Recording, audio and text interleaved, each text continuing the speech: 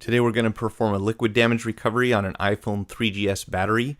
And what's interesting about the lithium-ion batteries in the iPhones is that you can actually see the intelligent part of the battery, the chips down at the bottom, which I'll point out here in just a moment. So in most batteries, these are internal. On the iPhone 3G and 3GS, they are visible. And if you take a look right down here at the bottom underneath this plastic tape, see if we can get a little better focus there.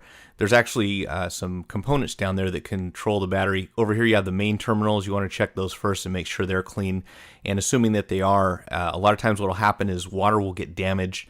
Water will accumulate and get trapped down here underneath this heat-resistant tape. So what we have to do is peel this tape back a little bit so that we can expose the chips that are underneath it, clean out the corrosion. Obviously, we're going to remove any residual moisture before we go to that cleaning procedure.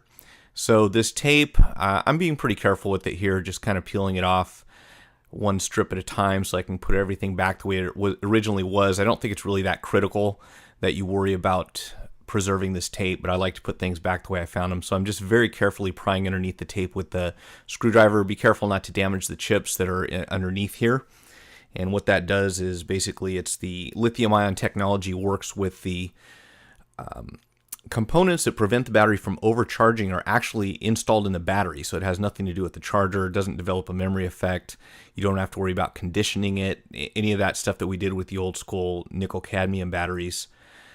So once we get this tape peeled off, what we want to do is you'll see I'll take something, a little piece of tissue or paper towel, and just try to get the rest of the moisture that's trapped underneath here. This is very common. You see it a lot in these batteries, and rather than giving up, we decided to start cleaning them and found that a lot of them actually do come back to life. They start working again.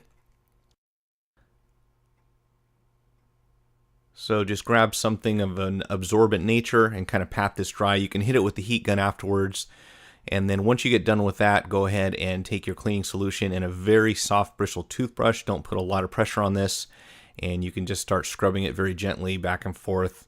And a little bit at a time, you'll notice that the white stuff, which is the corrosion, starts to disappear. We want to make sure and get that nice and clean. You can see there's still just a little bit trapped on there. If you look closely, right about a third of the way from the left-hand side. So just keep brushing that until you feel that you've got it clean enough.